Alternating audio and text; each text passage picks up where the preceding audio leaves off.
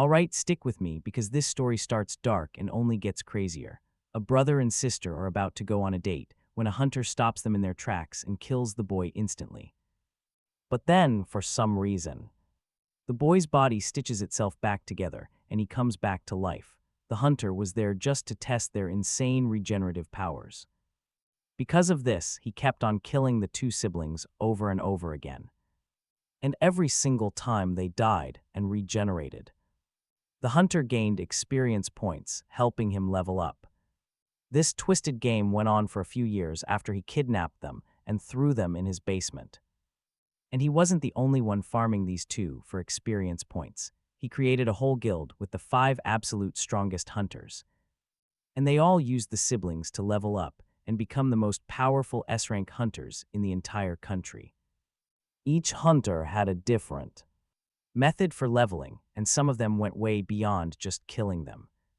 But these siblings belong to an immortal species, so they just regenerate endlessly. So they were forced to endure the agony of dying over and over again.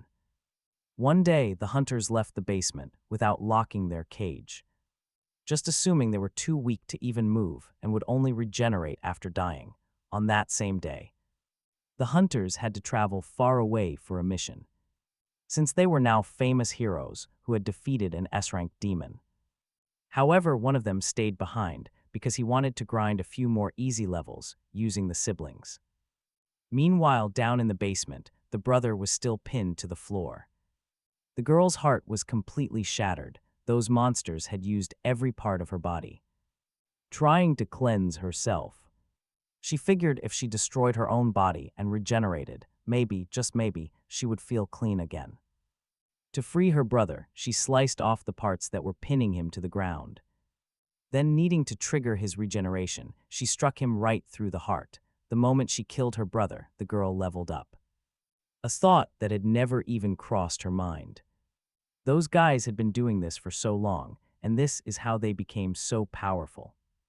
Her eyes filled with an ice-cold malice. The two of them were going to get revenge. And even if it meant committing the exact same sin, she was ready to do it.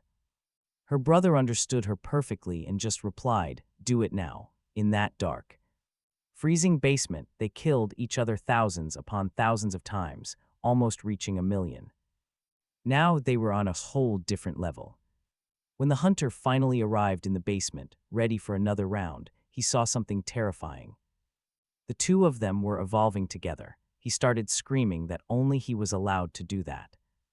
And in the blink of an eye, when the siblings regenerated, their bodies were radiating power. That old look of defenseless victims was completely gone. Now they were like fierce wolves, ready to attack. He actually fell backwards in pure terror.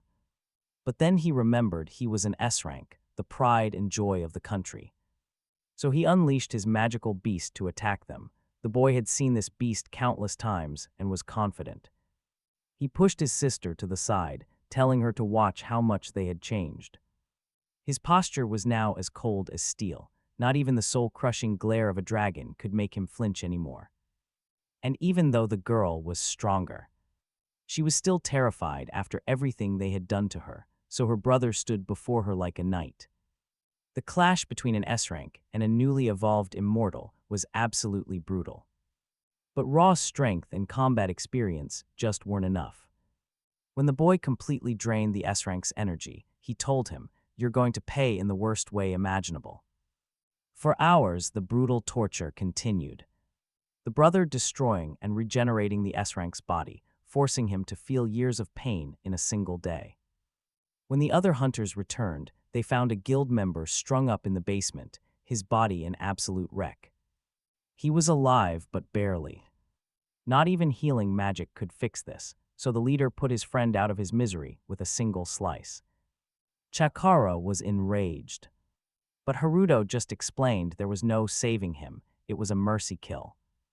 Now their priority was simple, get revenge and make those two pay. Meanwhile, let's catch up with Shin and Minori, fleeing through the forest at night. The younger sister can't run anymore, her legs screaming in pain. They decide to rest for a moment, the reality of their escape finally sinking in. Shin gently strokes Minori's hair. After surviving that absolute hell, he promises he'll always protect her. The exhaustion hits, and she falls asleep in his lap. Knowing she's drained, he decides to stay awake and stand guard. He has no idea when the guild will hunt them down, but sleep is a powerful enemy. He fights to keep his eyes open, knowing he absolutely cannot fall asleep. Then pay attention here. Shin spots two figures running in the forest and jolts awake, adrenaline pumping. He feels that unmistakable presence. Pure malice, the same kind that tormented him for years. Thinking Minori is safe, he takes off at full speed after them, following the trail.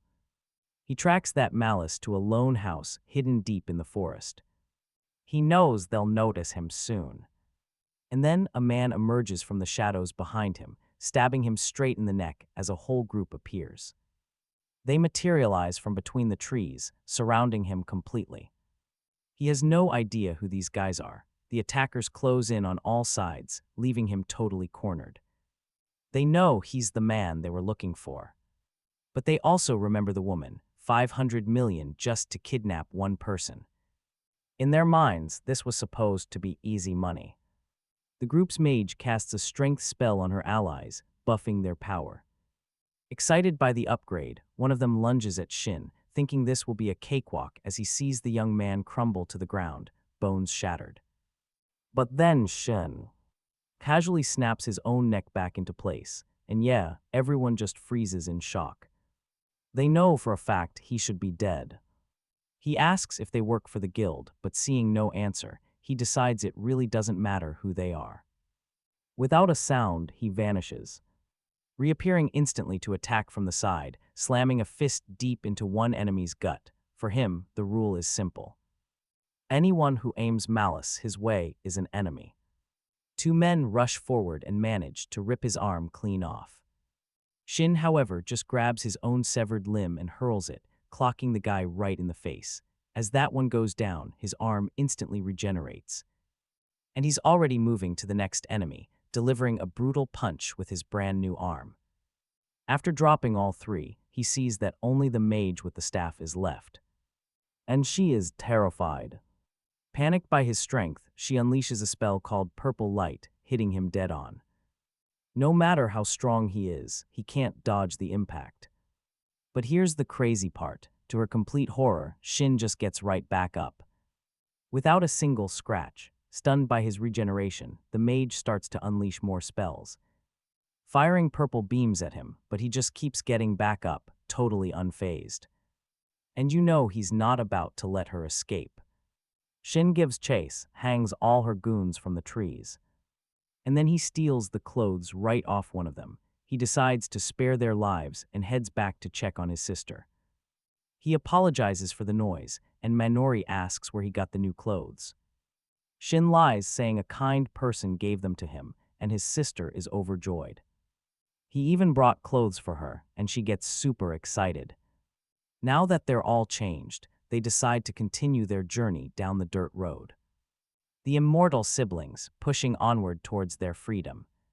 Shin figures if they can just get a little further, the guild won't ever be able to find them. They stop to rest behind a waterfall, making a fire in the hidden cave.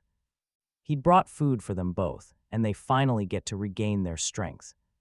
Turns out the mercenaries had weapons and emergency rations, which of course he took. Sadly, they had zero useful intel on them. Shin tells his sister he's heading to the tower to gather information and get some supplies, telling Minori to stay hidden. And when he arrives in the city, he's blown away by how futuristic everything is. He sells off a piece of equipment for a huge chunk of change, letting him buy more than enough supplies. With the money he made, he can finally feed his sister a proper meal. So what's the next move? You and I both know Abe was just the warm-up act. The real monsters are still out there. He has to find their weaknesses if he's going to drag every last one of them down to hell.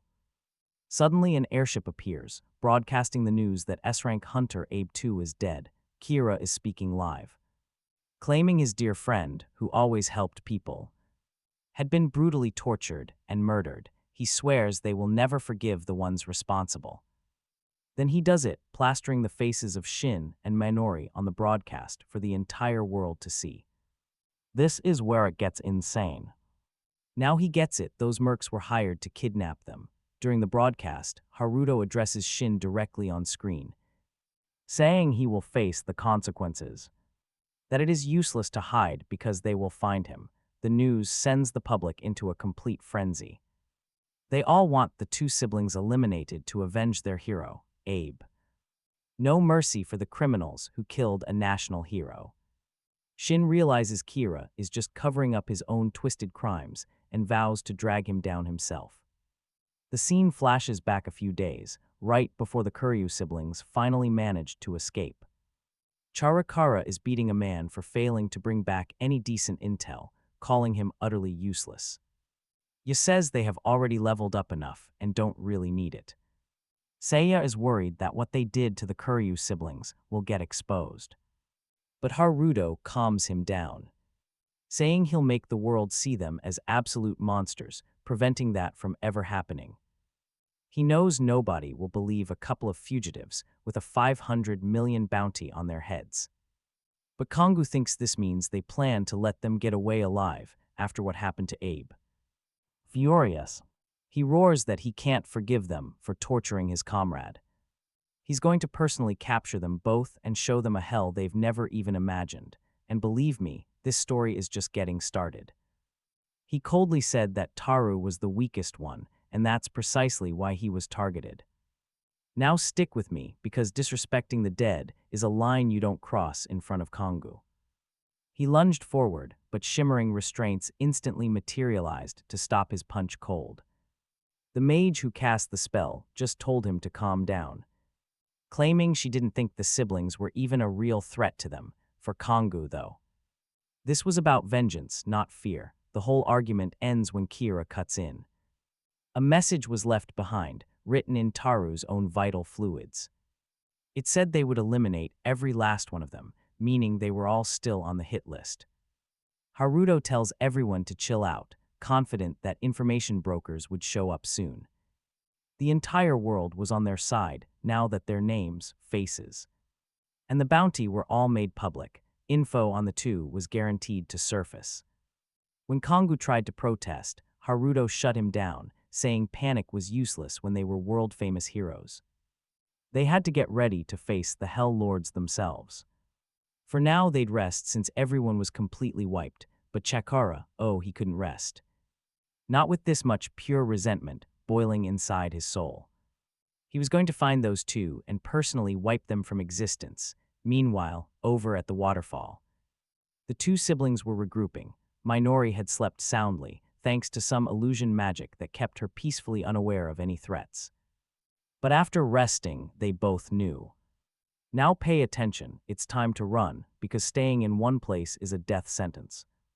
He warns Minori of their new reality. They are wanted criminals, with their faces known in every single city. They had to be careful, and so he hatches a plan. They're going to wear masks to hide their faces, even if it blocks their vision a bit. The Kuru siblings mask up and figure they work well enough for now, even if they happen to run into enemies. As they're leaving, Minori asks Shin if they have a destination, and her brother confirms he's got one prepared. They're headed to a dungeon, a separate realm hidden from the real world behind a gate. It's a place where the laws of the normal world just don't apply. A place where ordinary people are absolutely forbidden from entering. The terrain inside is a nightmare to cross, which makes it the perfect spot for them to hide. According to a guide he picked up, there's a poison swamp at a mountain's peak. Being such a dangerous zone, hunters would rarely check there, making it the perfect new base. Before long, they find the region's mystical gate. And here we go. You and I are about to jump into a world where the normal rules just vanish. They hold hands and leap straight into the portal. The second they arrive, they're shocked. The swamp looks every bit as poisonous as advertised, a place no one should be able to enter. Still, they decide not to let their guard down for a second. After all, a hunter could just use a poison immunity potion and try to capture them. Just then, he steps on a plant trap, that shoots a vine right through his brain. He immediately yells a warning to his sister if she steps on those vines. Seeds will shoot out everywhere. The whole place is absolutely crawling with traps. The moment she understands, she points to something just ahead of them. A giant white wolf appears. And right next to it, a giant black wolf. The siblings are frozen in shock. I know what you're thinking, and yeah, it gets even better. He just tells his sister not to worry. He says he'll take care of it, then dashes toward the beasts and leaps high onto their backs. He delivers a single punch with such overwhelming force it shatters the black wolf instantly, however, the white wolf. And it instantly devoured half his body. Minori froze in horror, but he regenerated in seconds. He was terrified. You see, being a dungeon monster, the creature's speed and strength were on another level, far beyond even Abe Teru and his chimera. Minori cast a spell to protect her brother, an enchantment that made his own severed limbs move on their own to attack the monster. The two dismembered hands pried the wolf's jaws open, showing off its fangs. As soon as its mouth was open wide, he charged straight for the creature, piercing right through it and ending the fight. Exhausted, he was panting and sweating hard, making his sister worry. Even though he won, the fight had clearly taken its toll. He figured the ability that beat the wolf only awakened because of Minori's spell. Red lightning sparked across his body, and he muttered about how useful it was since it got him the win. Meanwhile, somewhere else, a month after the siblings escaped, Kongu hefted a giant stone while his lackeys fought off some monsters. He launched the rock with everything he had, obliterating the blue wyverns. Then he charged another one and started brutally ripping its wing off, leveling up right on the spot. As expected of Kongu, he dismantled the wyverns with absolute ease. Now pay attention here. Later, while eating in a cave, Kongu asked where the siblings were. His men told him not to rush, since rumors said every hunter was desperately looking for them because of the bounty. But then one of his subordinates mentioned something far more important. He'd heard from a friend that the boy now wears a mask. A few days ago, this friend went to clear the poison dungeon and saw Kuroshin defeat a poison snake with just his bare hands. A poison snake is an A-rank monster whose venom can kill an elephant. None of them could even imagine a human taking that thing down. To Chikara, it was weird that such a powerful warrior existed that he didn't even know about. The fact that someone beat an A-rank snake barehanded made him burn with excitement to meet this masked man. You can feel it, right? The collision course is set. His subordinates said it happened 3 days ago, and the boy was probably still in the dungeon. Knowing it was a dangerous, restricted zone, one of the men tried to reason with Kongu, but all he got was a punch to the face. Kongu then declared that they were heading to the poison swamp immediately. Chikara was thrilled to finally find the masked man. Back in the dungeon, our hero senses something. Startled, he climbs a tree and watches the portal, feeling a powerful presence getting closer. He's certain it's Kongu. When he says he's going out to face him, Minori begs him to stay. Our hero, however, tells her to calm down, explaining that they're stronger now, too. This was the perfect opportunity to get revenge on that monster. He tells his sister not to look so worried, assuring her it will all be fine since he can't die. Still, Minori begs him to be careful, pointing out that even with immortality, Kongu is way stronger than Abe. She then uses her enchantment to give her brother a power boost, and he takes off. He moves silently through the trees, activating a spell to widen his field of vision. He finally spots his target, Kongu. He's near the swamp's entrance, clearly waiting for him to get closer. Noticing a poisonous boar nearby, the protagonist decides to use it in his trap. He cuts his own finger with a knife and casts an illusion and hypnosis spell on the creature. And with that, he commands the boar to attack. All right, you and I are about to see a genius trap spring into action. When Kongu and his goons see the boars rushing them, they just consider it a perfect warm-up.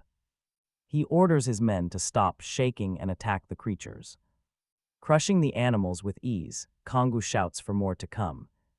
Finding the fight far too simple, after wiping out the entire herd, he remarks on how easy it was.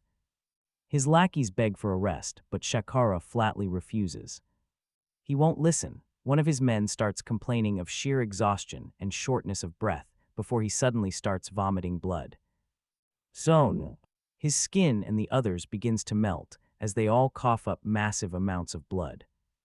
Kongu smells poison in the air and it finally clicks. This is why his men are dying. He knows poison boars don't release that kind of toxin when they're killed. He's wondering what's happening, and that's when our protagonist makes his entrance. He strikes, but Kongu deflects the blow effortlessly. Turning around, Kongu sees the masked man and realizes the rumors about him were all true. The hero then lunges forward, managing to slice Chakara's hand with his knife. Even with the blade embedded in his hand, he retaliates with a devastating punch. Our protagonist is sent flying backward, feeling the sheer force of the impact and the wind from the strike. Kongu's movements and power confirm every single rumor. He yanks the knife out of his hand and declares that he's actually taken a liking to the masked man. He explains he admires strong men and is disgusted by the weak. His lackeys died because they were weak. Convinced of the masked man's strength, he invites him to join his group. If he became his subordinate under the Byakuran banner, he'd gain money. Honor and women, it would all be his. Kongu then asks if the offer sounds good. He repeats himself, he adores the strong and absolutely hates the weak. He thought the men he brought had potential, but he was completely mistaken. They just annoyed him, and now he regrets not using them as his personal punching bags for training. Our protagonist remembers the torture he himself endured and asks the question we're all thinking. Why torment the weak? Chakara's reply, he simply finds it amusing. He describes how their reactions are always the same. They start apologizing, saying the same things.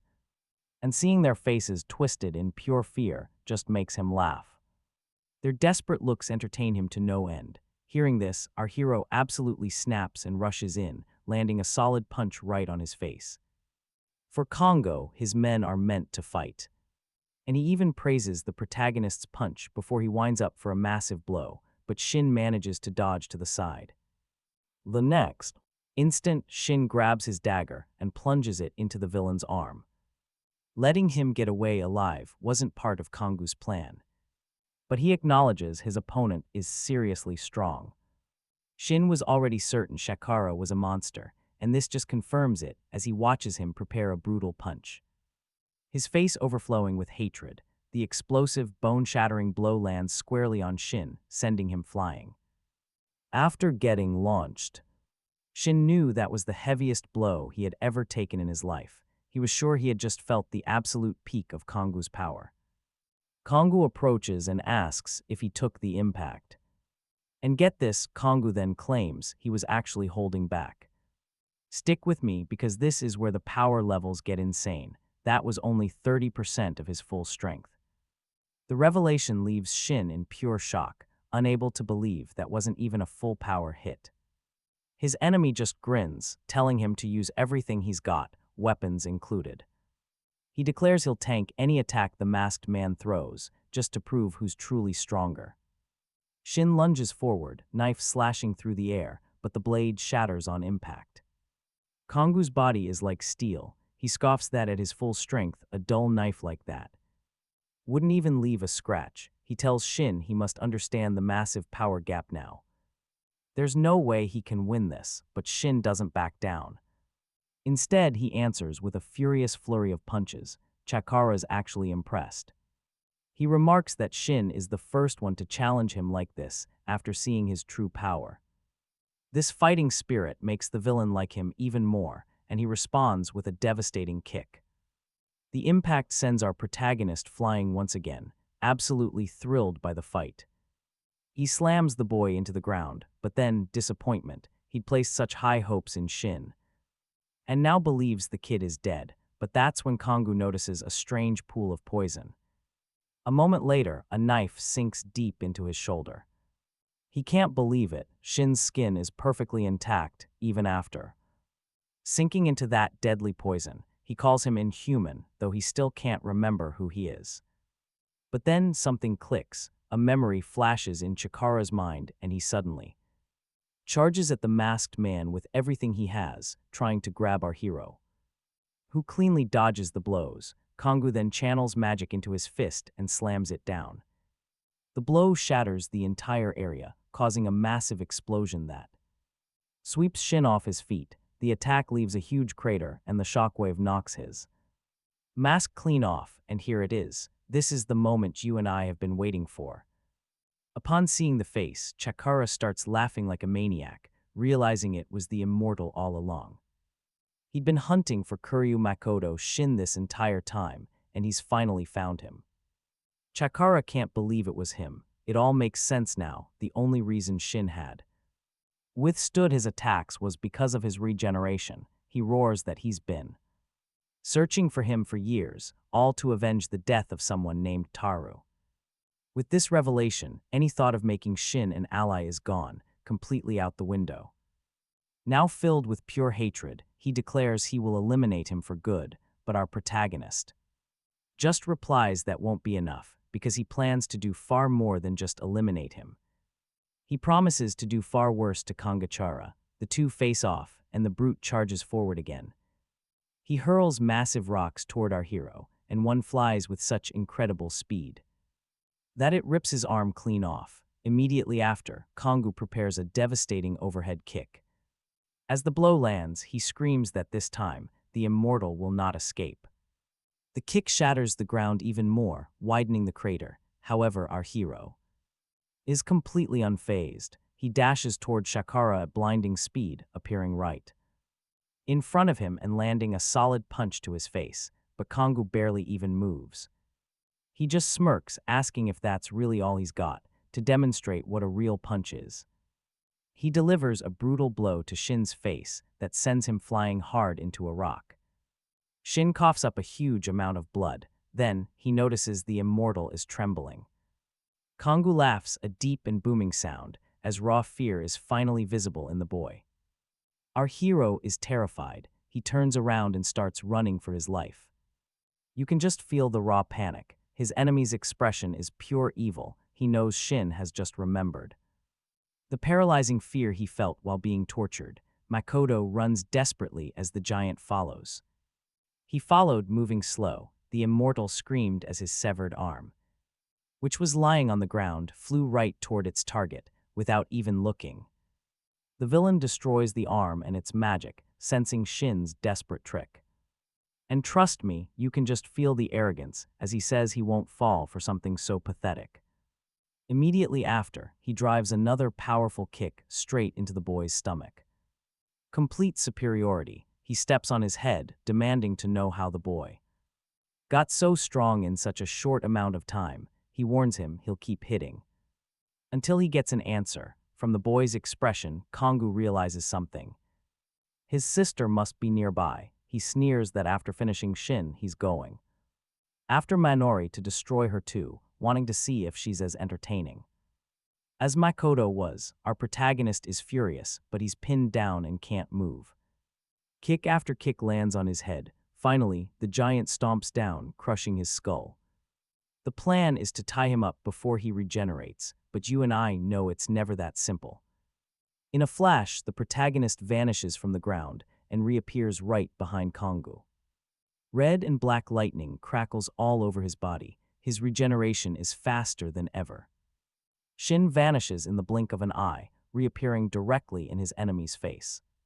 He's already preparing a punch. A shockwave erupts as their two fists collide. A massive wave of energy explodes outward. Kongu notices the boy's gotten faster, but judges him as powerless, thinking he's completely overwhelmed. He unleashes more punches than Shin can even track, asking if his regeneration is finally failing to keep up. Kongu lands a solid punch, making the boy's arm explode. Shin reacts with a face of pure, sharp pain. The villain wonders how much longer Shin's pathetic defense can possibly hold out. After that, another kick is thrown. The protagonist loses another arm. Chikara mocks him for just regenerating and defending without thinking, calling him totally incompetent, but seeing Shin crack a smile. He demands to know why. The protagonist says he just thought of something. Okay, pay attention here, because this is where everything flips on its head. He's just glad Kongu is such a brainless idiot. Shin notices something. All of his severed limbs are crackling with that same red and black energy. He then commands every single part of his body to move, his severed limbs. Begin to attack the villain, who says he isn't bothered by such weak blows. He defends and counters every fist, but he's surprised by their sheer strength. He finds it strange, since the boy was trembling in fear just a moment ago. Our hero is still afraid, but something else is growing inside his body now. Something strong enough for him to pour all his hatred into his attacks. He charges a powerful punch with his one remaining arm, now covered by magical lightning. As he lands the punch, he blows his enemy's arm to pieces, leaving him in shock. Shin challenges him, daring Kongu to a contest of raw strength. This enrages his enemy, who screams that he will turn the immortal into a punching bag. Kongu charges at him like a raging bull, vowing he'll never regenerate again. That's when our protagonist commands all the severed arms to gather into one. He creates a giant arm and uses it to deliver the strongest punch of his life. As the giant fist connects, the enemy is sent flying from the incredible impact. Shin asks Chikara how it feels to lose in a contest of pure strength. He says that all the hatred and fear the brothers felt will now be carved deep into his soul. A week after the battle with Kongu, we find the guild's heroes back at their base. Kira asks Seiya if their preparations for the next demon lord are going smoothly. Seiya confirms they are, saying they have to work hard for Abe Teru's sake. And here's where it gets weird. For a second, Haruto seems to forget Taru even exists. Seiya definitely notices how strange that is, but Haruto just plays it off as a joke. He insists he remembers Abe. After that awkward beat, Seiya asks if anyone has seen Chikara. Kira says he's out looking for the brothers, making a crack about how they used to be good punching bags. He tells the swordsman not to worry, acting completely sure of himself. He claims Chikara will have the brothers back here in no time. But the whole vibe feels off to Seiya, and he can't shake his unease. He thinks that when the brothers get back, he's going to train them to death. Just then, a staff member comes sprinting in with urgent news about a package. Apparently, it was just delivered, but it is no ordinary parcel. Seiya and Kira run to see. Now pay attention, because this is where the entire mood shifts. He tells them to see for themselves.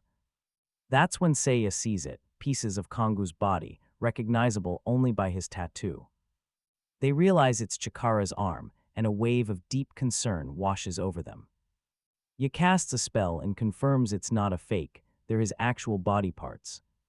Seiya completely loses it, screaming, wondering who on earth could have taken the big guy down. Yo inspects the brutal cuts and the fact they were sent here as a message. She concludes it had to be someone with a seriously deep grudge against them. And since Chikara was out looking for the brothers, they become the prime suspects. Seiya just can't believe those two could ever be strong enough to beat that monster.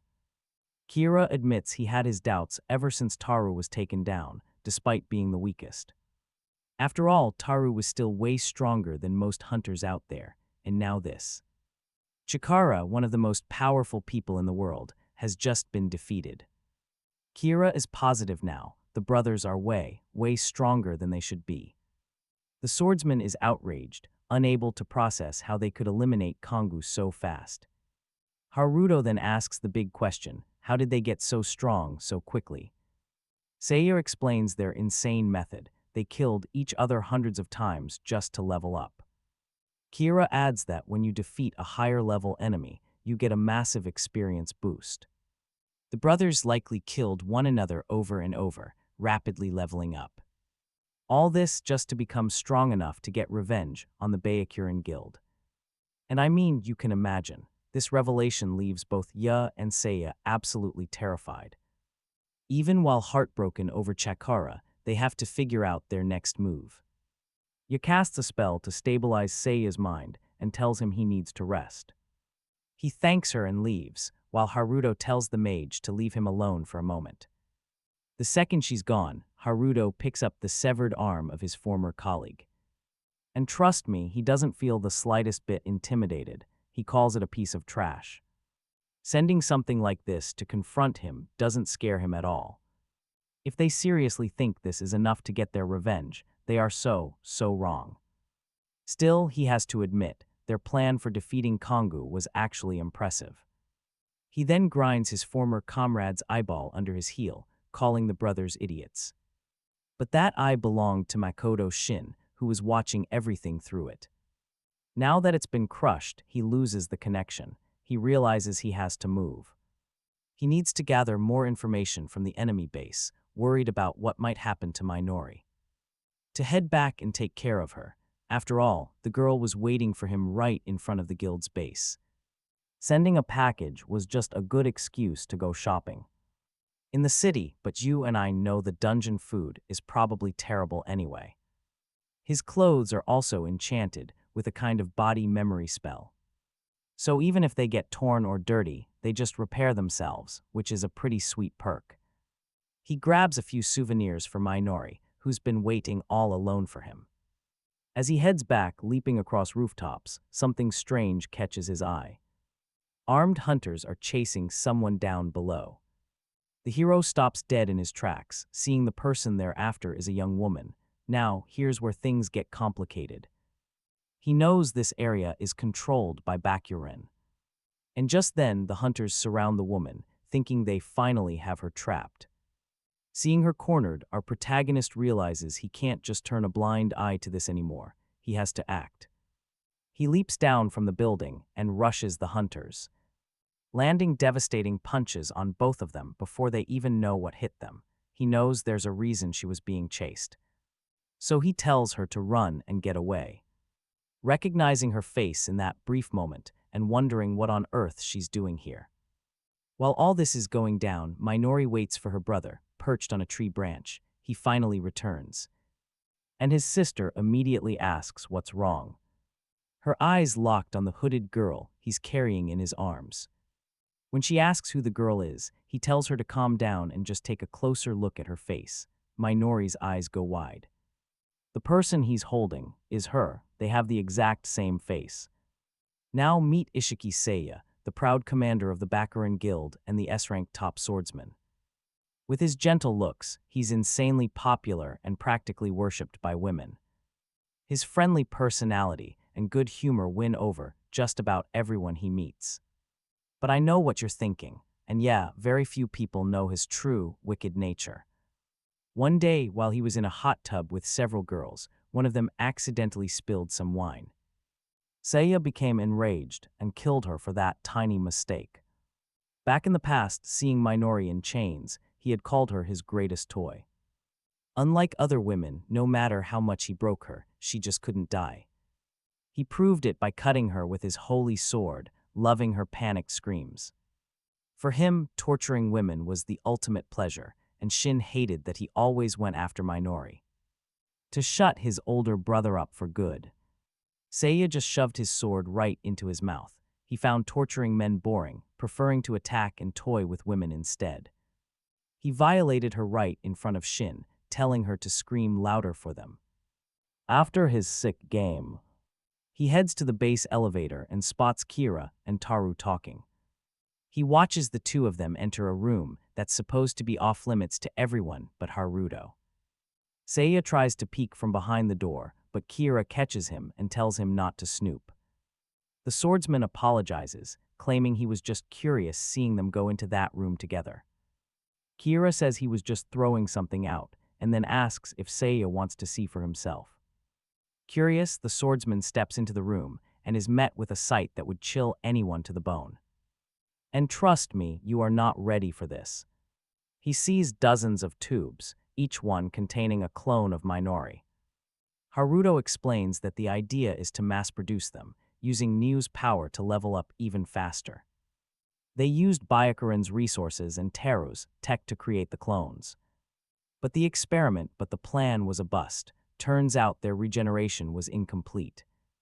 After getting wiped out 10 times, a clone just wouldn't come back. On top of that, they gave 0 experience points when defeated. Taru tried to improve them, but it was just too hard and, ultimately, useless. So he decided to scrap the whole project. Seiya asks if he's really junking them all. Taru smirks, saying there's a little trick. He plans to use the clones as much as he can before tossing them, admitting he's not satisfied since they aren't real. Then, in the creepiest way possible, the world's greatest swordsman asks for the clones. Pay attention here, because this is where a villain shows his true colors. Taru points out they're useless, no emotions, no self-awareness, just dolls. Dolls that follow orders perfectly. Seiya considers this to be ideal. Abe thinks it's weird that he's so hyped about these dolls, but Seiya corrects him. He says Abe doesn't get it. This isn't about dolls, it's about Minori Kuru. He's obsessed with her and wants to use these clones in every sick way imaginable. In his twisted mind, he believes he owns every right to her very existence. Kira calls him out. That's not obsession, it's dependency. Haruto just calls Seiya the absolute worst kind of scum he's ever seen. Back in the present, the clone and the real Minori come face to face, both completely stunned. Seeing this, our hero rushes over, asking if his sister is okay. The clone reveals a horrifying truth. There are still a dozen other Minoris being used by Ishiki. And here's the twist that changes everything. They were supposed to be emotionless, right, wrong. The clone can't quite explain it, but everything shifted when she saw the real Minori on TV. Something warm sparked inside her for the first time.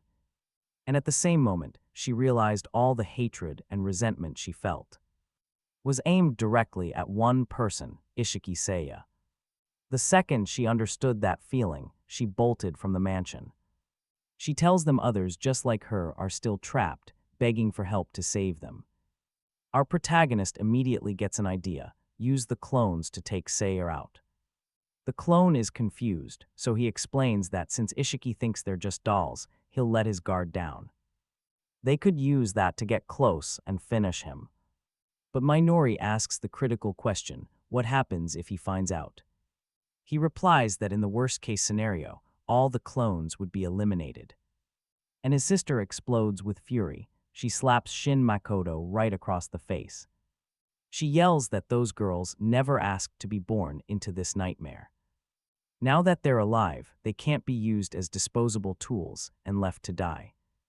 They were made from her cells. They're basically her sisters. And if her sisters are crying out for help, of course she's going to save them. She looks him dead in the eye, asking if sacrificing all of them for revenge is really the perfect plan he thinks it is. Her words hit him like a truck. He realizes this would make him no better than the monsters from Bakurin. The clone then declares they will save everyone. To make things right, our hero says he'll be the one to eliminate Ishiki Seiya with his own hands for treating her sisters like garbage. He apologizes for scaring his sister, promising they'll go to the mansion together to save them all. And with that, you and I watch as the two siblings step through the portal. Let's jump in. As the plan unfolds, back at the mansion, Seiya is absolutely losing it on one of the clones. He's furious that a supposedly mindless drone managed to escape and punishes the others for letting her get away. His order is simple: hunt the fugitive down and bring her back, an order they obey instantly. Minori's clones flood the city streets, chasing a mysterious hooded figure. The pursuit rages on until the girl stumbles over a box and loses her footing. That's all the opening they need to lunge at her, pinning her to the ground. They send the signal, target found and captured. They're on their way back. But high above on a rooftop, the protagonist and his sister are watching the entire thing play out. He confirms that, just as expected, they fell for the staged escape. The plan is in motion. Now pay attention, because this is where the real genius of their plan unfolds. The protagonist hands his own ear to his sister, Minori, as she marks an X on her face, turning herself into the perfect bait. With his body manipulation ability, he can hear everything happening through that ear. If anything goes wrong, he can teleport in to protect her. Arriving at Ishiki's mansion, a place much larger than she'd imagined, the clones announce the capture of the runaway. Seiya demands to know why number 10 bolted. Playing her part, Minori apologizes, claiming she chased a mysterious shadow but has already handled it. She promises no more trouble. He warns her that if she acts on her own again, she'll be discarded. At that exact moment, a call comes in from Haruto. He gives Seiya a remote order: get rid of her before he gets back. The clones obey, and our hero hears every single word. The girls take Minori to the place where she's meant to be eliminated. And what she finds there is a waking nightmare. The room is filled with the bodies of other discarded clones. As the others begin to clean up the corpses, Minori starts to cry, horrified by the incredible cruelty of it all. She then begs number 3 to flee with her to avoid the same tragic end. The other clone, however, is confused. Serving the master is their only duty. Minori tries to rally all of them for an escape. Asking if they even understand what they're being forced to do, they simply reply that they're just disposing of bodies. She insists they'll never be happy here, trying to wake them up to the reality of their situation, but the girls just ask, what is happiness? They are slaves who only serve the master. With no need for their own thoughts or wills, they exist to be used, punished, and to offer up their bodies when ordered. Hearing this, our protagonists rage toward that maggot. Seiya reaches a boiling point, insisting this is all wrong. Minori shouts that she knows them better than anyone and pulls her counterparts into a hug. She tells them she knows they've suffered, that everything has been unbearable and painful. The clone being hugged tries to pull away, but Minori won't let go, asserting that they have their own will and their own self-awareness. They just don't know how to express it yet.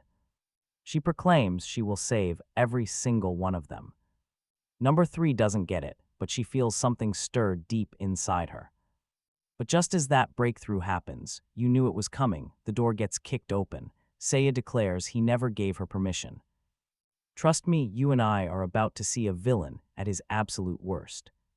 He decides number 10 is defective and must be thrown away. The sight triggers Minori's own memories of the torture she faced at the Byakuran base. Seiya draws his sword, noticing the look of pure hatred on the girl's face. Suddenly, one of them tells the master to stop. He punishes number 3 for giving orders, smashing her with the hilt of his sword. Seeing them all waking up, he gets bored and decides to just wipe them all out at once. As he swings his blade at number 3, the original Minori leaps in front of her. When Ishiki sees her protecting her own clone, he's completely shocked by the act, but then, as he smells and tastes her blood, he realizes it's familiar. The girl tries to attack, but he's way faster and shoves his sword straight into Minori's chest. Only then does he get it. It's the real Kuryu Minori, and our hero hears everything through his spell.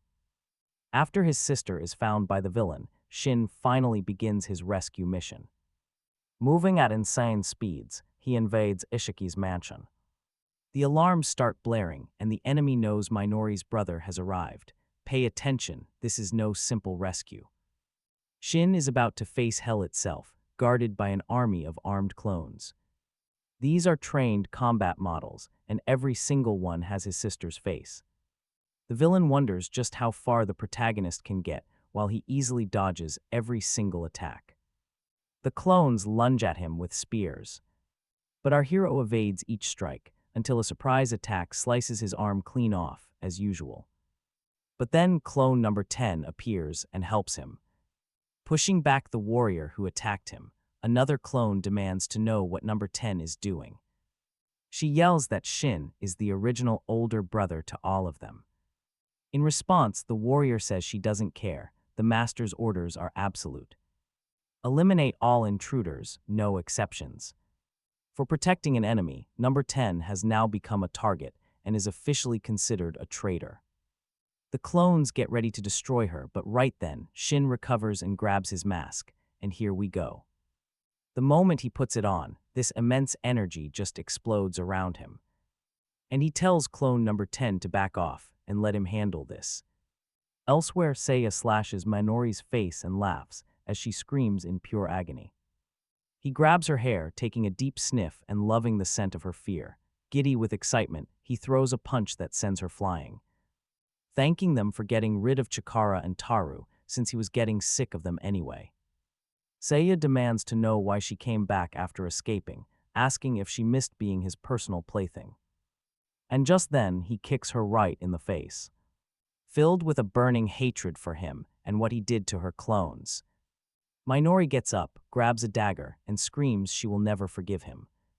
Seiya just mockingly asks if she wants revenge for all the years of torture, pointing out she even changed her entire path just to rescue the clones. To prove his point, he grabs clone number 3 and cuts her head off right in front of Minori.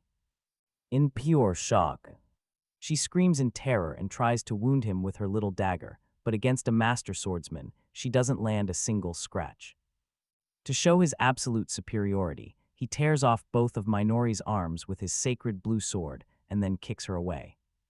He argues that clones aren't even living beings, and he just plays with them until they break. And to prove it, you and I are about to see him do the worst. And just like that, he takes out another one as our heroine tries to save the fallen clone. She glares at him, pure hatred in her eyes, which is exactly what he wants.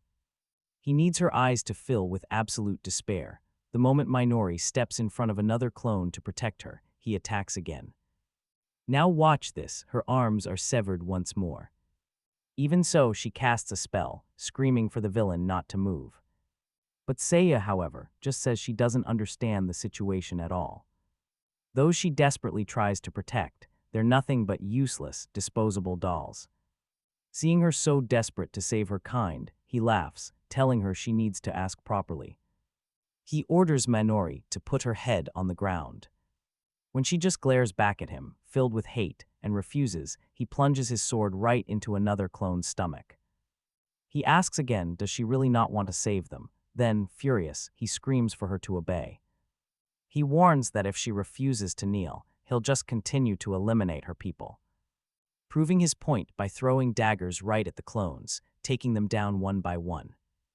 Finally, she drops to her knees and begs him to stop. But he takes out another one anyway, asking if stop is all she can demand. Pressing her forehead to the floor, she begs him to stop tormenting the clones. He says he'll only reconsider if she takes the place of his useless dolls, pointing his sword right at her. He orders her to lick his boot, stating flatly that she has no right to refuse. He pricks her with the blade and tells her that in his presence, she can only answer with "yes, sir." Intimidated, Minori finally yields, answering that she will. He then opens a door, keeping his sword close to her the entire time. Then, coldly and sadistically, he rips out her tongue in a single motion. He takes the severed tongue, puts it into his mouth, chews and swallows it, commenting on how delicious it is. Then he grabs her by the neck, declaring she won't escape, and begins tearing at her clothes, pointing the sword at her neck again. He demands she show him more of that panicked expression, telling her to fight, to resist, and in the end to submit to him. But just as he's about to commit the act, Seiya takes a brutal punch to the face. This is the moment we've been waiting for. Our protagonist, Shin, appears. He's the one who delivers the extremely powerful blow. After striking the enemy, he rushes to his sister's side to check on her. The look on her face says it all. She knew her brother would come. Meanwhile, Ishiki gets up, filled with rage, and asks what Shin did to the clones in the mansion. Shin replies that he would never eliminate them, since they're all made from his sister. It was difficult, but he managed to incapacitate every last one of them. Seiya finds this boring, saying he would have done something better with the dolls, like capturing them all and violating them in front of their brother, over and over again. But our hero retorts that what will be more interesting is when he crushes him 1,000,000 times over. Shin throws another punch, but Seiya blocks it with his sword, and only the impact actually hits him. The villain realizes how he managed to neutralize the clones with that kind of raw strength. Immediately after, he hurls him away and uses a sword technique crackling with lightning magic. This blow tears off one of Shin's limbs. However, the severed arm is instantly enveloped by mind control magic and flies straight toward Ishiki. The punch from the severed limb is unbelievably powerful, sending the villain flying and destroying the entire area. Now that you and I can agree is payback. Impact as they hit the hall, Seiya orders the clones to become a living barrier. Shin calls him pathetic, hiding behind the very dolls he's been tormenting. But Seiya just retorts that it doesn't matter how he uses his own property. Ending the chat, he commands the girls to attack Shin immediately. The hero evades their blows, but in each of their faces he sees his original sister. This only fuels his rage. Just then, his sister Minori tries to warn him. But she's struck hard from behind in a brutal cheap shot. The moment his sister is hit, Shin gets distracted and the clones restrain him.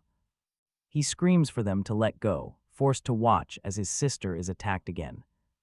And in that instant, Shin takes a heavy, crushing blow from behind by Ishiki Seiya. The villain laughs, gloating that Shin should have been protecting his little sister. Our protagonist apologizes for causing both his sister and the clones pain. One of them also took part of the blow, but clone number 3 just says it's okay. This is her function. Butting in, Ishiki says her only function is obeying him. He gets enraged by Shin's glare and starts attacking him relentlessly. But our hero is too fast, dodging every single furious blow. When Shin gets to a high point, Seiya threatens to eliminate one of Minori's clones. He swings the blade, and you have got to see this. Shin jumps in front, taking the cut. The villain continues his assault, asking if he's not even going to fight back. He makes a sick promise. If Shin fights, he'll torture his sister instead.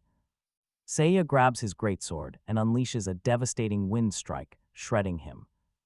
On the ground, grievously wounded and in pieces, Seiya tells him to watch closely. He's going to make him watch everything he does to his sister. He kicks his remains. But wait for it, the boy gets up in an instant, his body regenerating.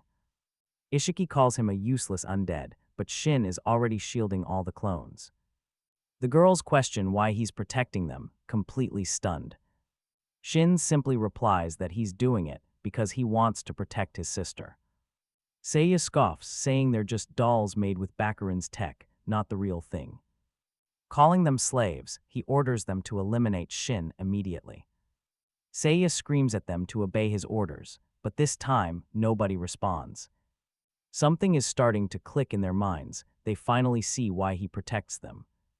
Now watch, because here's where they realize who the real enemy is and surround him. They turn on Seiya, united against him for having harmed their brother. The villain despairs, watching his own living weapons revolt against him. After understanding their origin as clones, they know they are living beings. They're all part of the same whole, sharing a deep, unbreakable connection. Because of this, the original Minori's memories start surfacing in their minds. They see flashes and scenes of their older brother Shin desperately trying to save them. Shin puts it together. Her physical manipulation ability lets the user control separated parts. Without even realizing it, Minori had been sharing all her experiences with the clones. They all possess the same genes as her. They feel everything she feels. Seiya completely loses his mind, screaming for the dolls to obey him. He is their master. They were supposed to follow his orders without question. But now anyone who tries to hurt their brother has just become their enemy. Ishiki threatens to cut every single one of them to pieces with his sword, but Shin. He's not having it, landing another massive punch on the villain. As he hits the ground, Seiya gets jumped by a Minori clone wielding a spear. Fallen and defeated, the villain is now face to face with Shin, who asks him how he wants to die, but as we already know, the original Minori wants this kill. And trust me, she's not satisfied unless she gets her revenge with her own 2 hands. While the clones pin down Ishiki's arms and legs, he starts begging them to stop. That's when Minori summons a giant hammer. She slams it down, but one impact is nowhere near enough to satisfy her fury. Kuryu Minori is determined to smash him to pieces until he can't even scream. But clone number 10 interrupts, reporting that every single one of them felt unimaginable pain when Seiya wiped out dozens of their sisters. She demands he feel that same pain, wanting to see Ishiki suffer even more. Shin understands the hell they all went through, being killed over and over again. It was a true nightmare. And that's when it's revealed that in the mansion's basement, a dungeon creature is kept alive and drugged for one sole purpose: to violate any living being, including men, just like that hunter who crossed Seiya. And what they decide on for their final revenge, it's something you and I would call truly twisted. Minori and Shin follow number 10 down to the basement, where they chain up the villain in iron shackles. Desperate, Ishiki can only watch as the cell door opens. A gigantic creature, an Emperor Oak, emerges, and the false hero starts crying in panic. It's said that a single one of these beasts possesses enough power to create an entire country. Originally, this creature was only interested in women. But thanks to Baccarin's drugs and twisted modifications, its tastes changed. It started attacking men without distinction. Minori is disgusted by the scene. Shin has to look away, the moment the creature tears Ishiki's clothes and licks its lips. The scene cuts. Let's just say it's something nobody needed to see. Her brother is visibly shaken and exhausted, wanting nothing more than to rest. The clones offer to make them tea. Thanking Shin for saving them and for not killing a single one of them during the battle, number 10 offers her deep gratitude. Unsure how to repay him, he simply accepts their thanks and asks for a tour of the mansion, needing to find food and information. He needs intel on the Baccarin Guild. While number 3 guides him, number 10 decides to stay behind until the torture is finally over. During their talk, the girl confesses she has no idea what to do in the future. She was created without choices and fears the world will never accept them. But Shin comforts her, telling her that's a lie because he himself accepts them. He says they don't need to find some grand meaning for their birth. They just need to live. Hearing that, number 3 promises she will live the best she can. But out of absolutely nowhere, she's decapitated with a single, clean strike. Gone right in front of her brother. Okay, I know you saw that too. Behind her, Kira Haruto appears. He hasn't seen our hero in a very long time.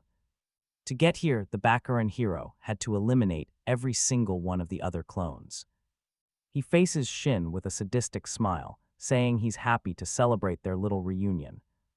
But he still needs to kill everyone left. Then he unleashes a precise slash with his sword, severing both of Shin's hands. Kira notes that he didn't even react. His severed limbs instantly regenerate, and our protagonist charges straight back in. He throws a punch radiating with magic, but his enemy dodges. Haruto is unimpressed. He finds Shin way slower than he expected. Shin attacks again and again, but he misses every single strike. Kira smirks, saying thoughtless attacks are useless. He'll show him how it's done, preparing a spell. His attack obliterates a huge section of the mansion and blasts our hero's arms clean off. Seeing the destruction, Makoto can only call him a monster. Kira just mocks him, finding it funny for an immortal to say something like that. With one arm completely gone, our hero tries to kickstart his regeneration as fast as possible, but then he falls into despair. Now pay attention, because he realizes his healing ability isn't working at all. Kira reveals a spell on his sword, has completely sealed Shin's regeneration. Fear hits our hero hard. Kira is different from the other Byakurin members. He can't see any path to victory and now just wants his sister to escape. He doesn't even care if he makes it out of here alive anymore. Shin asks him how he found this place. Kira explains Ishiki's reports just stopped. So he came to check things out and stumbled upon Makoto. Super lucky for Kira. Super unlucky for our hero. Haruto then asks who else is in the mansion. He knows our hero used the plural form when talking about who was there. The fake hero knows Shin's sister is here, but has zero interest in avenging his fallen comrades. In fact, he's actually happy they were eliminated. It means Shin and his friends leveled up by defeating S-rank members. You know what that means, right? If Kira kills them now, he gets all that EXP. Our hero can't believe it. The guy is completely insane. The fake hero agrees. And he doesn't care. In a flash, he vanishes and reappears right in front of him. Plunging his sword deep into Shin's stomach, the blow is devastating.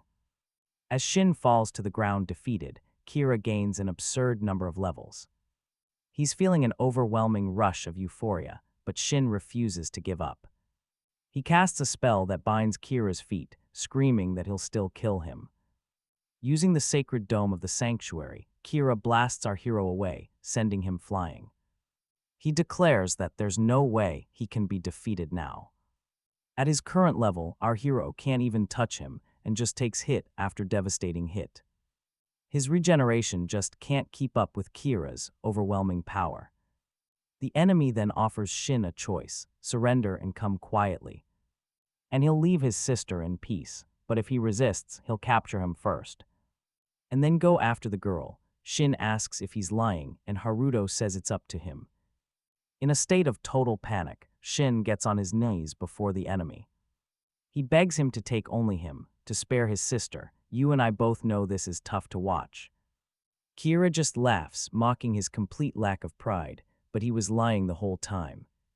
He was always planning to eliminate them both. Filled with pure rage, our hero screams. He throws a punch, but Kira just dodges back, and at that exact moment, all the remaining clones and the original Minori appear to protect their brother. Haruto notes that Shin took pretty good care of them, and there are still a few left. When Minori appears, our hero yells at them to stop. They're no match for this guy. The clones start getting wiped out one by one, but they don't care, even if they can't win. They can buy enough time for the two of them to escape. And trust me, that's what being family is all about. Model for Shin. They make the ultimate sacrifice, repaying him for saving them from a life of hell. Using an instant teleportation spell, one of the clones manages to get both siblings out of there, completely unharmed.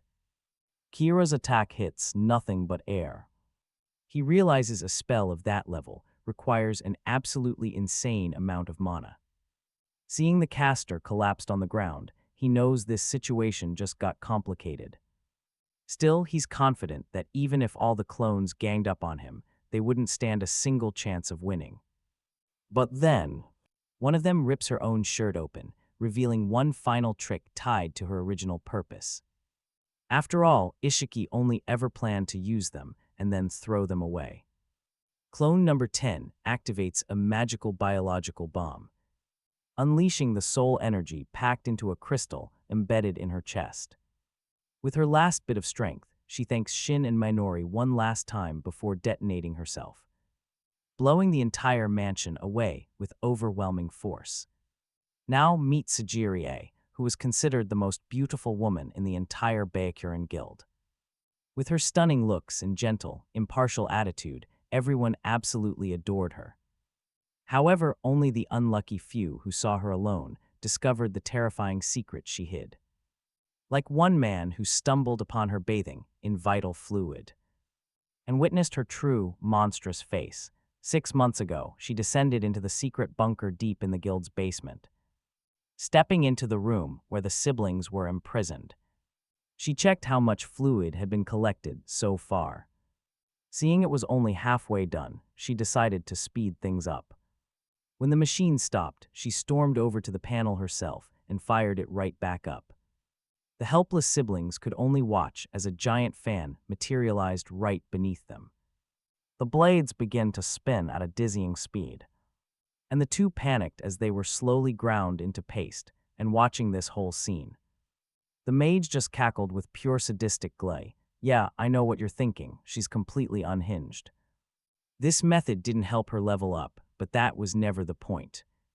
As long as she could get her precious elixir to bathe in, that was enough.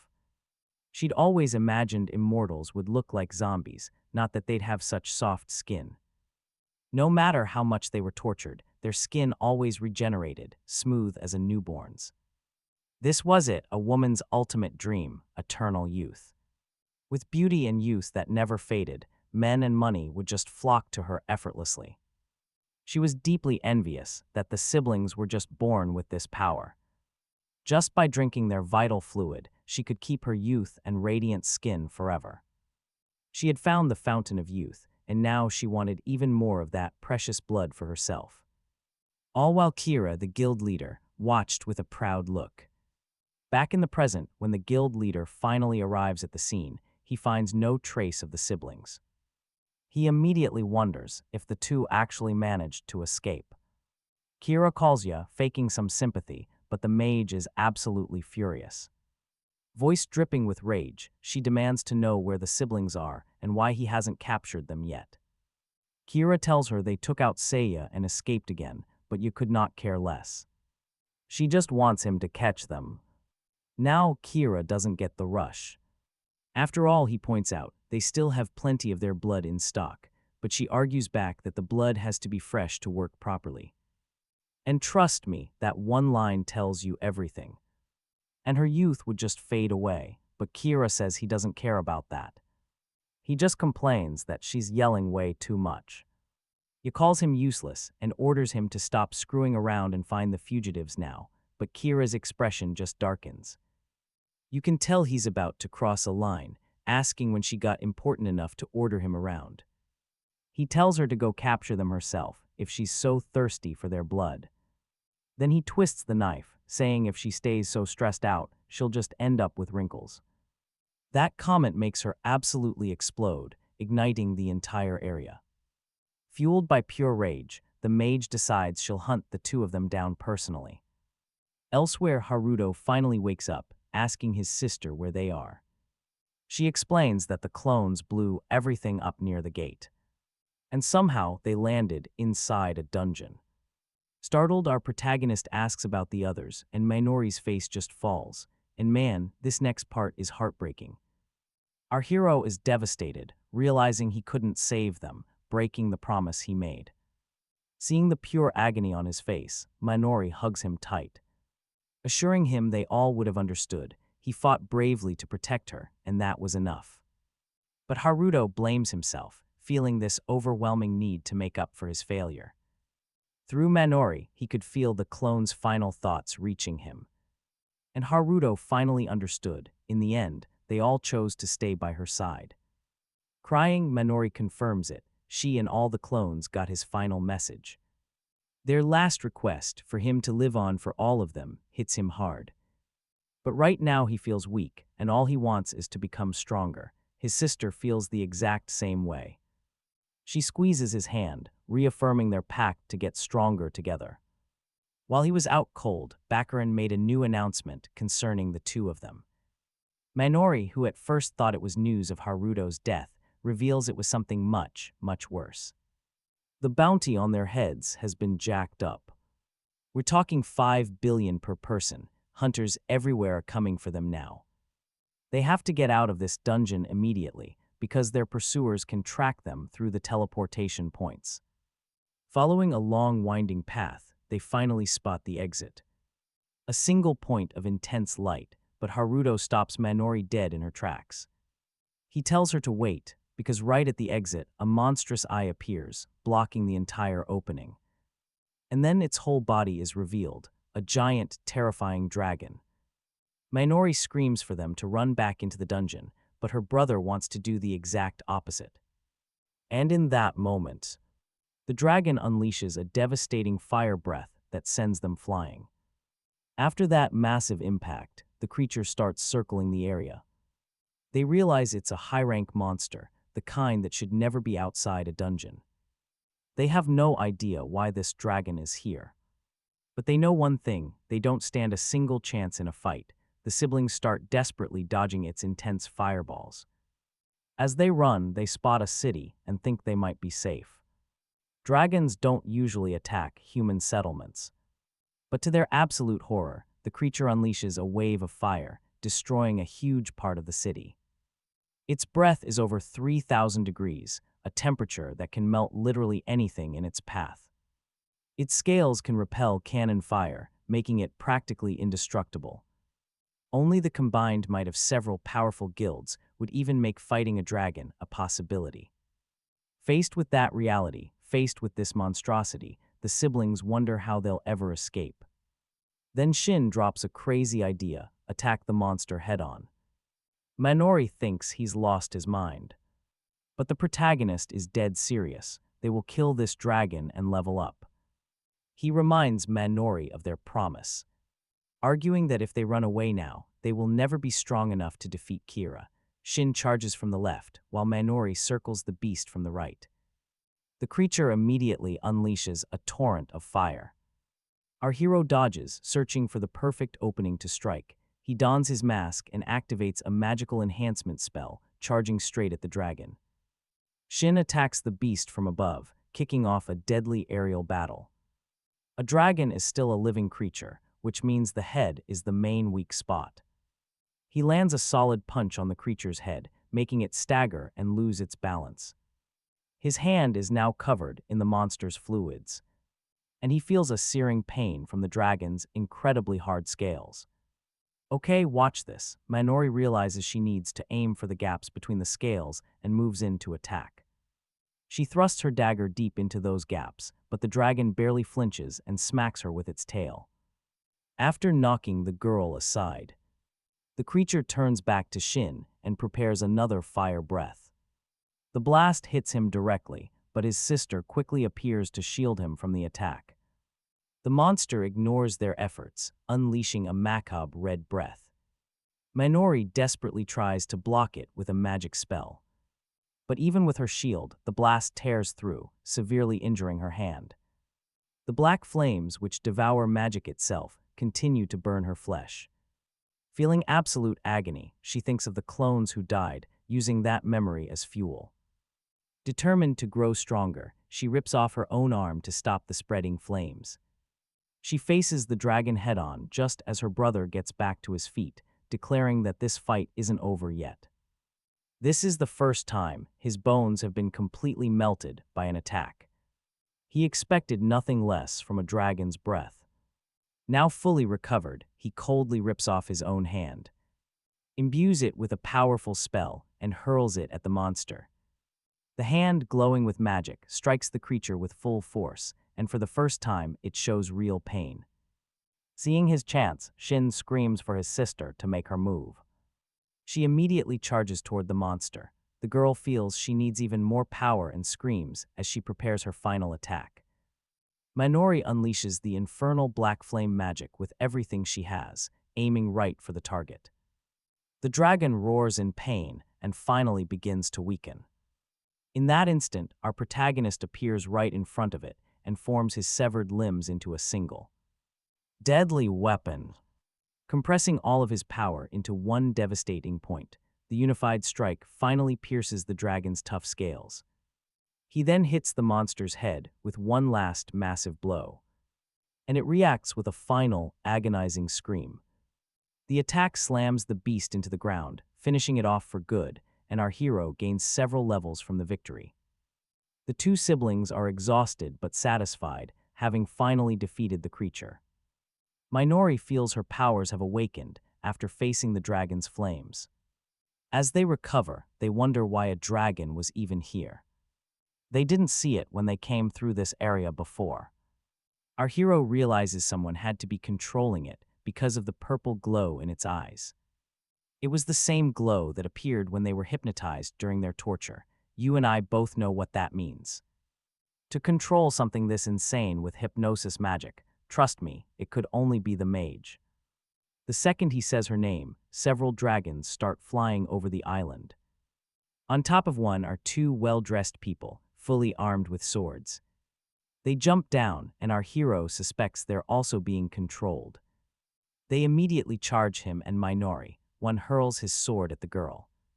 She dodges, rolling across the ground to escape. Enraged, the protagonist throws a single punch that sends the attacker flying. Then, a huge dragon appears. It prepares a terrifying breath attack, and when it's finally unleashed, it absolutely devastates the surroundings.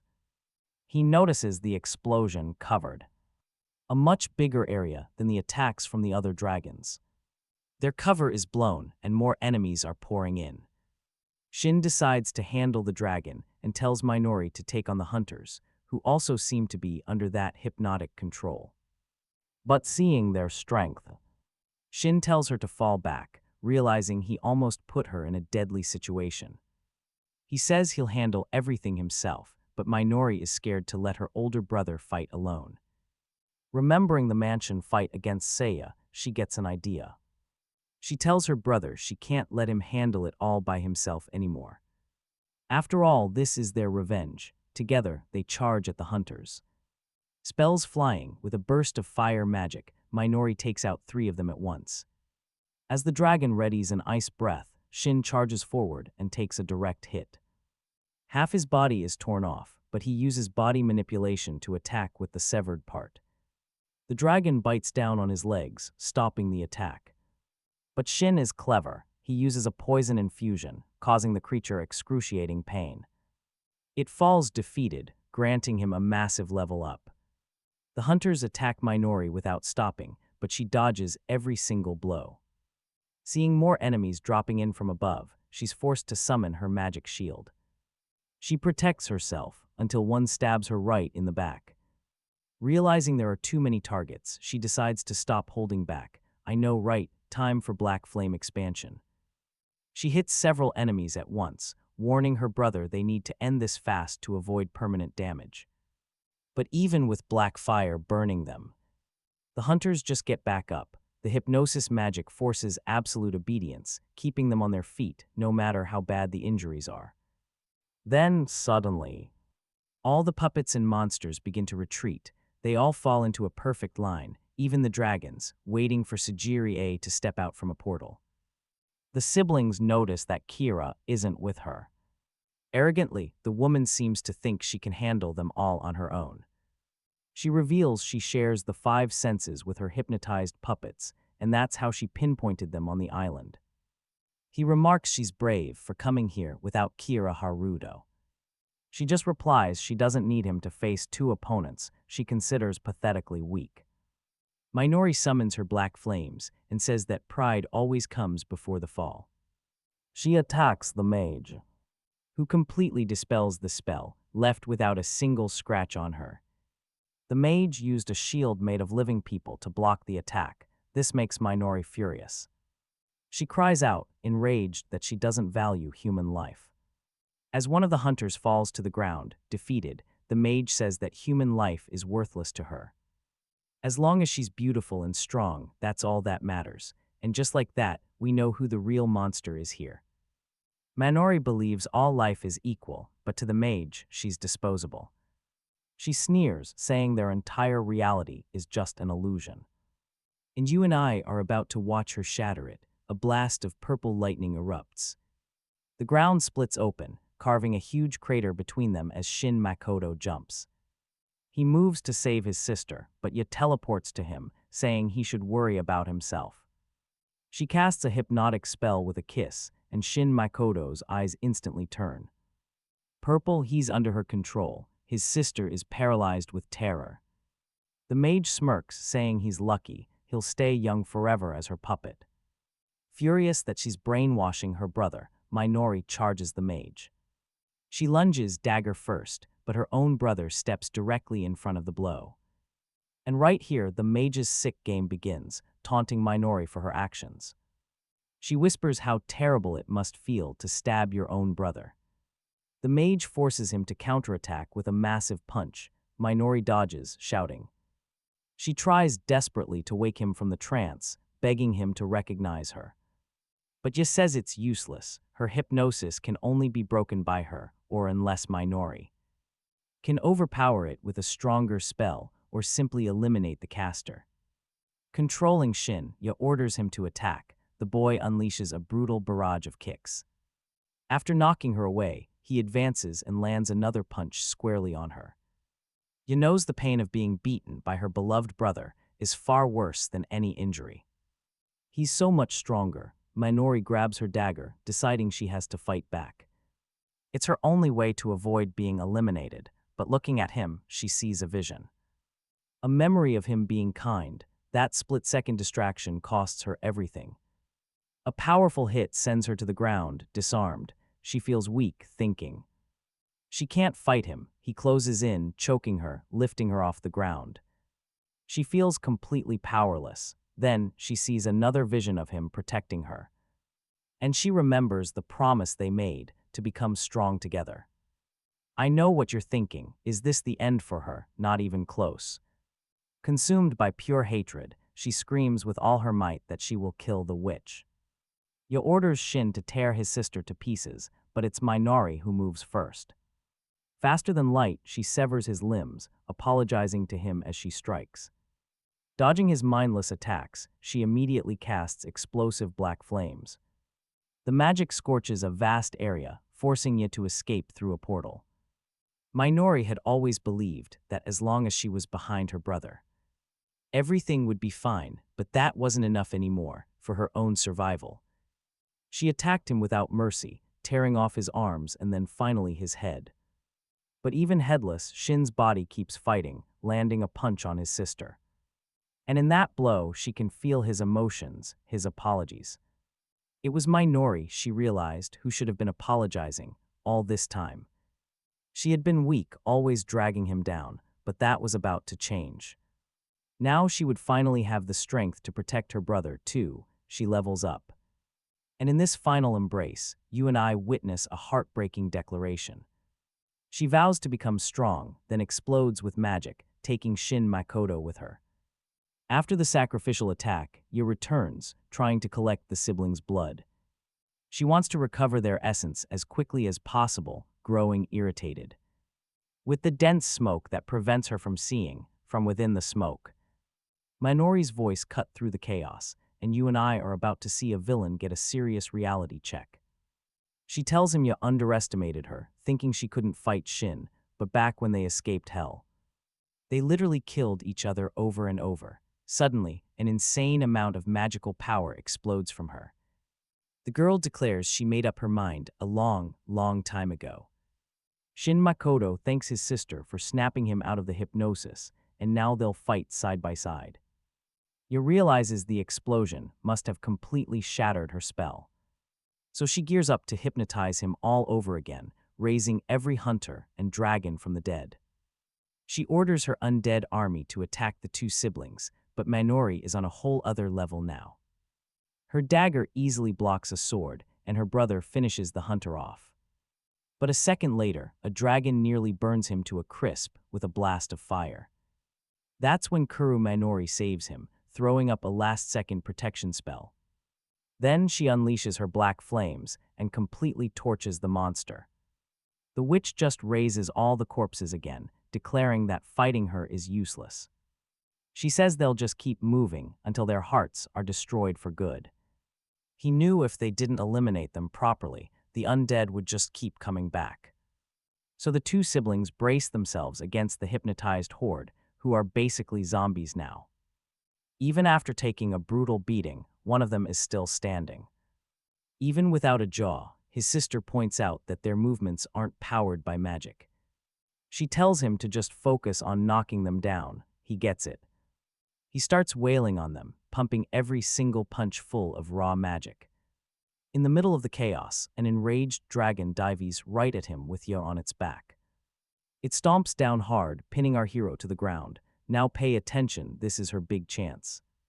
She tries to hypnotize him again, boasting that no one ever escapes her spell. Yo starts laughing, assuming his stamina and magic have got to be at their absolute limit.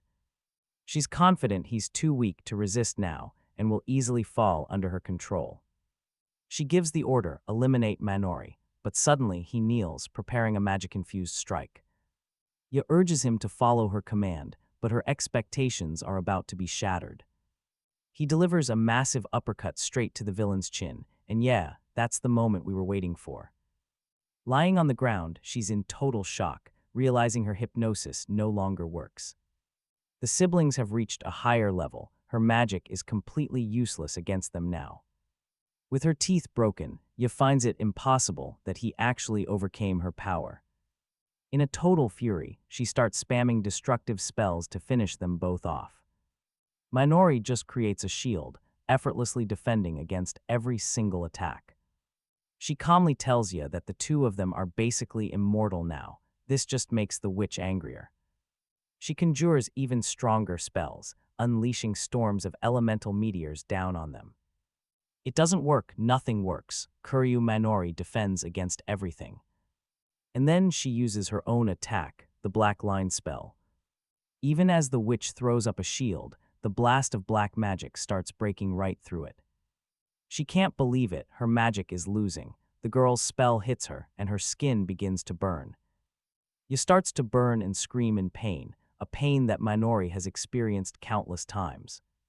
A pain she was forced to endure over and over again. Because of Minori's magic, all the suffering they endured is nothing compared to what you feels now. The younger sister wants her to feel it, and trust me, this is where you see some real poetic justice. She uses her enemy's own hypnosis spell against her, condemning her to an eternal hell. Sometime later, you wakes up, tied down inside the very same capsule where she had tortured the siblings. The place, she completely loses it, screaming for them to get her out. Even in chains, she demands the treasure and then desperately tries to use a lightning spell. A meteor spell, a water spell, a cutting wind spell, everything she can think of. But nothing happens. She wonders why her magic isn't working. Seeing the protagonist, she screams for his attention, desperately asking if he's listening. She watches him working on the computer in total despair, asking what he's planning to do. And then he presses the big red button. The propeller beneath her roars to life, dragging the witch down into its blades. In moments, she starts getting shredded, screaming in agony from the unbelievable pain as her limbs are torn from her body. But suddenly she wakes up, thinking it was all just a horrifying nightmare. But she's in the same exact place. The pain was real. She begins pleading for her life, but the protagonist just points to a scoreboard displaying a number. And that's when she understands. Trust me, this is where true despair kicks in. That's the number of times the siblings were shredded by the same torture. She realizes she's going to suffer the exact same number of times. He hits the button again.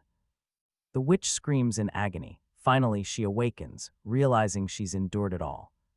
She believes that now, finally, she'll be allowed to return to the real world, finally free from the pain.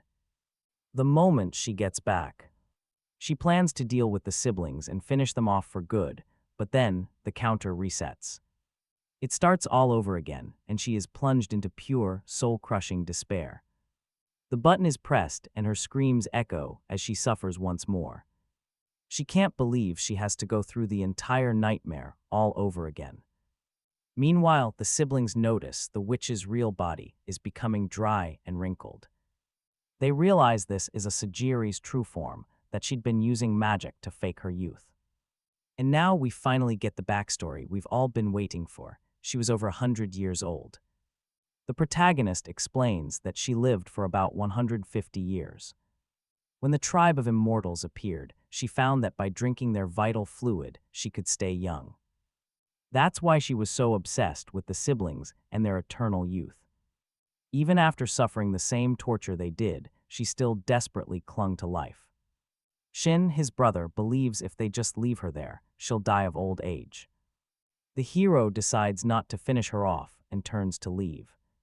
Until his sister notices something shining in the distance. She finds a medallion and realizes it's what the witch used to hypnotize and control parents and children. With new resolve, she knows she has to end this cycle of suffering as quickly as possible. The witch wonders if hours or even days have passed, knowing her death is close. Suddenly, Haruto arrives, having sensed her presence, only to find her on her deathbed. She begs him to finish her off, knowing she won't last much longer. But he refuses and just leaves, letting her suffer and denying her final request. So she's left to rot slowly, her body finally reflecting the hundreds of years she's truly lived. Kira, in turn, senses the siblings' presence nearby and vows that he will not let them escape him again. Far away, the siblings decide to take a break and light a campfire in the woods. The two talk about how far they've come on their mission. A lot has happened. With every challenge, they leveled up and grew stronger than ever before. But here's what you and I both know. They also killed many who had nothing to do with their revenge. And sacrificed their clone sisters, a heavy burden on Minori's soul. Just one last step, one final enemy to defeat, and it'll all be over. Kira Haruto, once he's gone, their revenge will be complete. They plan to finally get some rest, but stick with me, because that's the last thing they're going to get. A sudden noise, Shin screams for his sister to run. They leap apart, barely dodging an explosion that craters the very spot they were just standing, and of course, it's Haruto. He looks thrilled to have finally found them. Sword in hand, he declares he's found his prey. The siblings try to run. Minori thinks it's their chance, 2 against 1, but Shin knows better. He knows they're drained from their last fight. If they don't escape right now, it's all over. But it's too late. Kira charges forward with a lightning-fast lunge. Shin meets him head-on, growling that he's the last person he wanted to see. Haruto just smirks, retorting that their little history isn't over just yet. He says he was just planning on toying with the little sister, but now he's changed his mind. Now he's going to erase her completely. His sword transforms, sprouting eyes, growing massive, and yeah, here's where it gets terrifying. He's still annoyed she escaped from Seiya's mansion. So to vent his rage, he's decided to simply eliminate her. With a twisted grin, Kira declares that for angering him, her very existence is forfeit. Pure rage explodes from Shin Makoto. He lunges, throws a punch, but Haruto dodges it like it's nothing. Minori strikes next with her dagger. The villain parries both attacks, but Shin is already striking again. He sees it, their combined attack is actually working against Kira. Minori charges her dagger with magic, unleashing a powerful slash. As Kira dodges, Shin appears right behind him, fist glowing, but Kira dodges again. Realizing this is getting dangerous, he finally casts a spell. His sword glows with dark energy. He's a major threat too. Shin starts running, desperately trying to evade the sword's attacks, but it's no use. An arm is sliced clean off. He tries to regenerate, but the limb won't come back. The regeneration isn't working. And at this moment, you can just feel the panic. His regeneration is failing. The pain is immense. His body won't even move. As Minori rushes to his side, she's hit from behind. A powerful kick sends her flying, crashing through a line of trees. Kira reveals his secret. This is the Immortal slaying sword. Any wound it inflicts will never, ever regenerate. Unlike his previous toys, this weapon can truly erase them from existence. Shin screams in pure despair, but Kira just calmly raises his sword for the final, killing blow. The blade connects, blood sprays everywhere. Kira smiles, thinking he's won, but he didn't hit Shin. He cut down Minori, who threw herself in front of her brother to shield him. In a single instant, her body is almost completely destroyed, leaving Shin in a state of absolute shock. Tears stream down his face as he holds what little is left of Minori. Her last word is just his name. He desperately tries to cast a healing spell, but it's useless. Nothing happens. He screams, completely broken, begging his sister to wake up. He can't accept this is the end. Her last words are a simple, "I love you," before Kira finishes her off for good. Makoto can't even react, and what Haruto says next, trust me, it's absolutely chilling. Claims he hates emotional family moments. He knew that if he went after Makoto, his sister would shield him. See, for Haruto, family bonds are just a useful weapon. He predicted their every move. Makoto stares at his sister's head, severed from her body, and he's too broken to even cry. His mind drifts back to a memory, back when they were free. He remembers her cooking for him, and the two of them just eating together, happy. Minori would hang laundry and just declare it was going to be a great day. He'd tell her it was time for school, and they'd walk together. She mentioned a boy named Yosha invited her to the aquarium, which Makoto found weird. He thought she hated aquariums. But truth is, she didn't want to go with Yosha because it had been a while since she'd spent quality time with her brother. Makoto had been swamped with his part-time job. So he asked Minori to go to the aquarium with him instead. She accepted, they made a promise, then the memory shifts.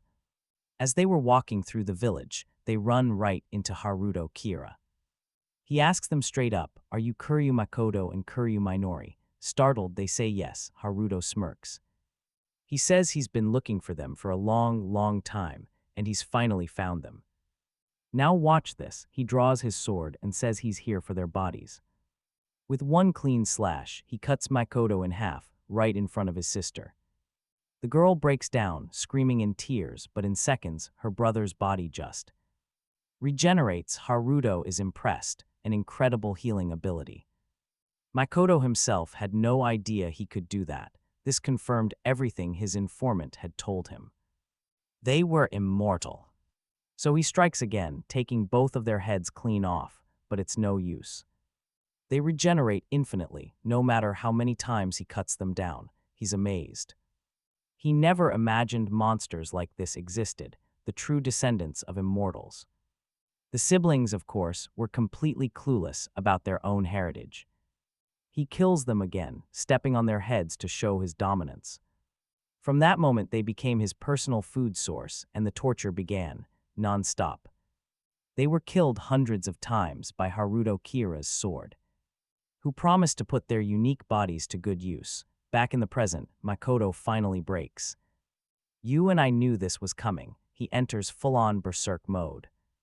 Just pure, overwhelming rage. A massive wave of red energy explodes from his body after the scream, and this dark, twisted aura surrounds him. The transformation leaves Haruto genuinely impressed, maybe even a little scared by this monstrous new presence. He's shocked to see Makoto's new form, a beast with sharp horns. Makoto attacks, letting out a monstrous roar and gathering an absolutely insane amount of magical power. His roar shakes the very ground and sends a shockwave powerful enough to blast Haruto back. He casts a spell on his sister, pouring everything into bringing her back. Her body heals, and Haruto can't believe it. He was positive that sword was a permanent kill. He's wondering what kind of cheap trick this is, what kind of transformation he's witnessing. Seeing Makoto's evolution, Haruto actually feels a little nervous. This was something completely new, a variable he hadn't planned for. But whatever, now his target is the brother. Kira intends to end Kuryu Makoto for good, and trust me, he's charging in with everything he's got. Let me show you how insane this gets. Makoto grabs his sister and vanishes, reappearing right behind his enemy. He gently lays Minori's body down. And Haruto assumes somehow Makoto now knows how to fight. In his beast form, the hero charges, aiming to rip him to shreds with his claws. Makoto dodges, and they erupt into a clash of pure strength and speed, both trying to land a hit. Haruto is furious that Makoto reached this level just because his sister died. Meanwhile, he himself had to kill Makoto hundreds, maybe thousands of times to level up. But Makoto lets out a piercing scream and charges again. Haruto refuses to accept his current situation. They slam into each other again, a brutal clash of strength. At first, neither can land a solid hit. But then Makoto sends Haruto flying, making him feel real pain for the first time in a while. Now watch closely, because this just got personal. He admits Makoto is the first one to damage him this much, but he tells him not to get arrogant. After all, he's just the descendant of an immortal. He could never truly defeat him. Haruto just grins at the monster Makoto has become, who barely reacts to the insults. Then they both take a deep breath and dive into another relentless storm of attacks and dodges. Makoto charges up a black lightning spell and fires it at Haruto, who dodges and gets even more furious with how this is playing out. He uses his sword, trying to end his enemy for good. Makoto takes a deep gash on the shoulder, an attack that nearly splits his body in two.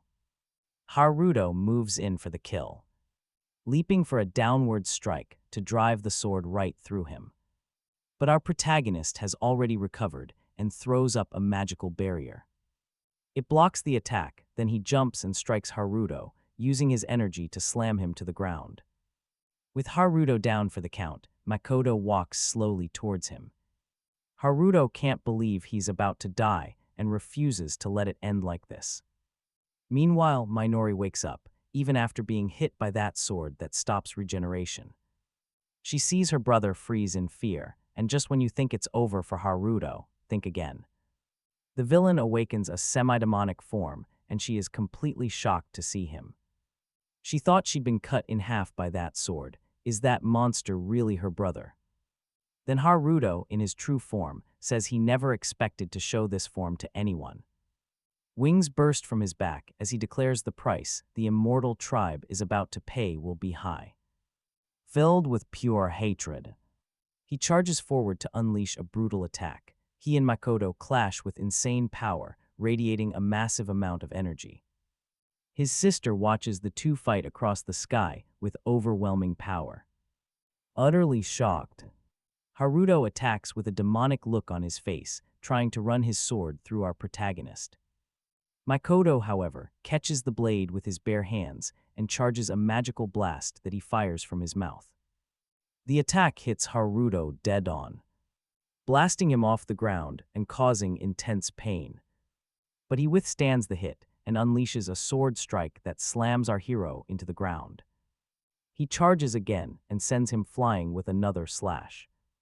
Makoto digs in, skidding to a halt on the ground before he lunges at the enemy, letting out a guttural scream.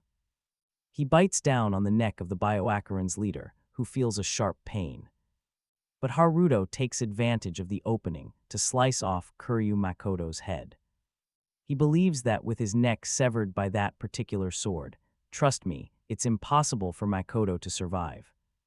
To come back, he taunts him, asking if this is what true death feels like. But his laughter dies in his throat when he sees a magic circle appearing. It's forming right from Makoto's body as his head snaps back onto his neck. Kira stares at the spell's intricate geometric pattern, and he sees it. The circle is a clock, and in that moment, we realize he's turning back time itself. Seeing his own death being reversed leaves Kira absolutely terrified. But he just laughs, saying there's no way the Immortal can use that technique more than once. Kira draws his sword.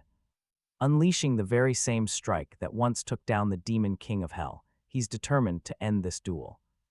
But Makoto answers, charging a spell of his own to counter the attack, imbuing his sword with a sinister purple energy. The two unleash their strongest attacks, each one trying to wipe the other from existence. With superior strength, Kira smashes through Makoto's attack, believing he has already won this fight. His sword cuts through the hero's power, who looks like he's lost. But then, at this exact moment, Minori appears. She uses her magic, placing her hands on her brother's back and shouting for him to win. When Makoto feels her touch, everything changes. Trust me, he receives a new wave of power to finally carry out their revenge. Kira just screams that he's killed them hundreds of times before and that this is nothing. He claims the siblings' destiny was always to be destroyed by him. Minori screams back that if their destiny is to be revived over and over, then that destiny is about to change. Because now they will erase him from existence, and with that, Makoto unleashes a blast of pure, overwhelming power. The destructive blow hits like a nuclear bomb, striking the guild leader head-on. A few days later, after Kira's death, the investigation into the Baccarin Guild was made public, and all of their crimes were exposed for the world to see as the truth spread.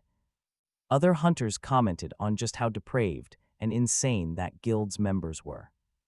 It became clear to everyone that Kira was never a pure human to begin with. People sympathized with the siblings' story, but the crimes they committed in the name of revenge didn't just disappear. Even so, they were now free. But they wondered what they would do now that their life's goal was complete. Makoto and his sister discuss where they could go, but can't think of anything. Suddenly, he stands, remembering the promise he made about the aquarium. He suggests they could finally go. Minori bursts into tears of pure emotion and immediately agrees. Now that they had all the time in the world, they wanted to talk about everything. After all, there were so many times they felt like they would be crushed by fate, but they never once gave up. Together, they decided to start a new life, as many times as it took. You and I just witnessed one hell of a journey.